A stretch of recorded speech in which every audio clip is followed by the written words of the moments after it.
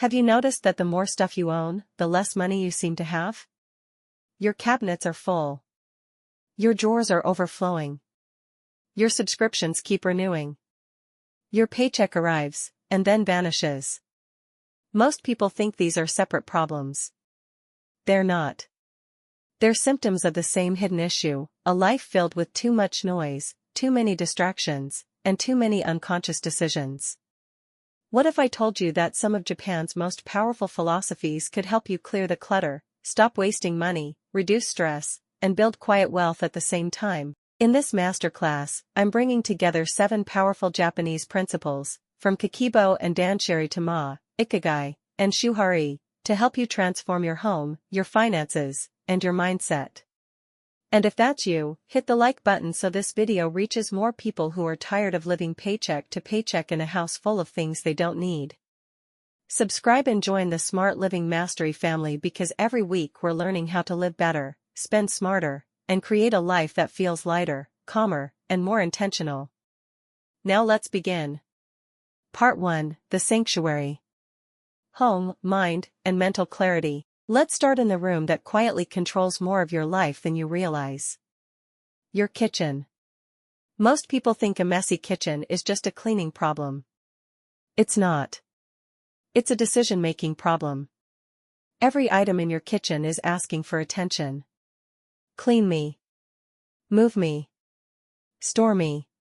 Organize me. Replace me. The more things you own, the more mental energy you spend managing them. Imagine waking up tomorrow morning and walking into your kitchen. The counters are clear. The sink is empty. Everything has a place. Instantly, you feel calmer. Now imagine the opposite. Dirty dishes. Overflowing drawers. Counters covered in random items. Before your day has even begun, your mind already feels overwhelmed. This is where the Japanese philosophy of Danshari changes everything. Danshari consists of 3 simple principles: refuse, dispose, detach. First, refuse.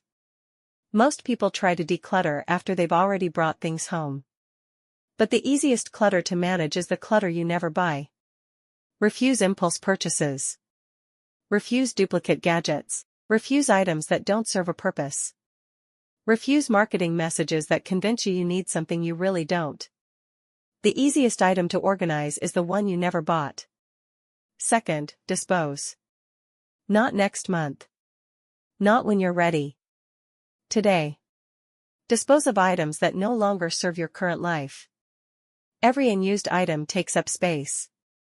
Every forgotten item occupies mental energy. Every unnecessary possession quietly demands maintenance. And finally, detach. This is often the hardest step. Because clutter isn't always physical. Sometimes it's emotional. We keep things because they were expensive. Because they were gifts. Because they remind us of the past. But memories don't live inside objects. They live inside us. Learning to detach creates freedom. And freedom creates peace. Now let's introduce another Japanese concept called Ma. In Japan, empty space is valuable. It creates calm, balance, and breathing room. Look around your kitchen. Do your counters need more decorations? Or do they need more space? Do your cabinets need more organizers? Or do they need fewer items? A forever clean home doesn't begin with better organizing. It begins with owning less. Because every item you bring home demands storage, cleaning, maintenance, attention. Eventually, replacement. Here's your challenge. Ma is the appreciation of empty space. When this video ends, set a timer for 2 minutes. Choose one junk drawer. Just one. Remove everything. Throw away obvious trash. Return only what you actually use. That's it. 2 minutes. You don't need motivation. You need momentum. And small actions create momentum. Because decluttering isn't really about creating a perfect home. It's about creating a peaceful sanctuary. A place that supports your goals instead of distracting you from them. And here's the surprising part. The exact same principles that remove clutter from your kitchen can remove clutter from your finances. Let's talk about quiet wealth. Part 2, Quiet Wealth. The Kakeibo way. Many people work hard for their money, but very few intentionally direct it. This is why the Japanese budgeting system known as Kakeibo has endured for over a century. At its core, Kakeibo asks 4 powerful questions. How much money do I have? How much would I like to save? How much am I actually spending? How can I improve? Simple questions. Powerful results. But let's take these questions deeper. Instead of applying them only to your budget, apply them to your lifestyle. When your income increases, what happens? Do you save more? Or do your expenses increase too? Many people suffer from lifestyle inflation. A larger income leads to a larger car payment. More subscriptions. More dining out. More spending disguised as success. Kakeibo invites us to pause and become intentional. Before every purchase, ask yourself, do I truly need this? Will it improve my life?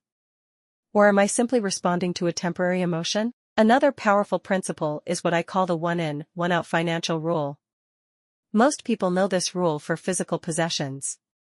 Buy one item. Remove one item. Apply the same concept to your finances.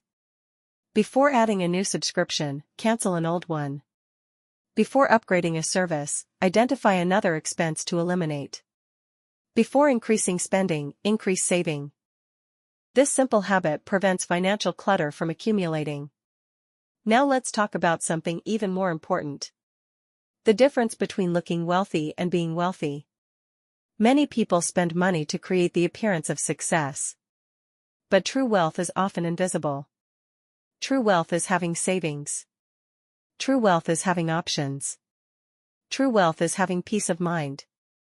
This connects beautifully with the Japanese concept of ikigai. Ikigai is your reason for getting up in the morning. Your purpose. Your contribution. Your sense of meaning. When your life is driven by purpose, you need less validation through consumption. You stop buying things to impress people. You start investing in what truly matters. And that is where quiet wealth begins. Part 3, The Connection. Why home and money are linked. Now let's connect the dots. A cluttered kitchen often leads to takeout meals. Takeout meals lead to higher spending. Higher spending reduces savings. Reduced savings creates stress. Stress leads to emotional spending. And the cycle continues. But when your environment supports you, your decisions improve. You cook more. Waste less. Spend less. Save more. Your home and your finances are not separate systems. They're connected. Improve one. And the other often improves too. Part 4, The SHUHARI Method. The secret to lasting change. Now for the principle I promised at the beginning. Shuhari. A Japanese framework for mastery. The first stage is shu. Follow. At this stage, simply follow the rules. Use Kakeibo. Practice danshari. Reduce clutter. Track spending, keep it simple. The second stage is ha. Break. Now you begin adapting the principles to fit your family, schedule, and lifestyle. You personalize the system. The third stage is re. Be. At this point, the habits no longer feel like work. They become part of your identity. They become part of your identity. You don't force yourself to save. You're simply someone who saves. You don't force yourself to declutter. You're simply someone who values space and simplicity. That is true transformation. Not changing what you do. Changing who you become. In conclusion, If there's one thing I want you to remember from today's masterclass, it's this: a simpler home creates a calmer mind. A calmer mind makes better financial decisions. And better financial decisions create a wealthier life. You don't need a bigger house. You don't need a higher income. You don't need another productivity hack. You need intentional habits practiced consistently. Now I'd love to hear from you. What's your biggest challenge right now? Clutter? Budgeting? Saving money? Or staying consistent? Tell me in the comments below. If this masterclass helped you, share it with someone who needs a fresh start. And if you're ready to begin your Kakeibo journey, watch my Kakeibo for Beginners video next, where I'll walk you through the complete system step by step. Don't forget to like this video, subscribe to Smart Living Mastery, and turn on notifications so you never miss a new lesson on organizing your home, mastering your money, and living intentionally. Remember, smart living isn't a destination. It's a mastery. I'm Jemimmah, and I'll see you in the next video.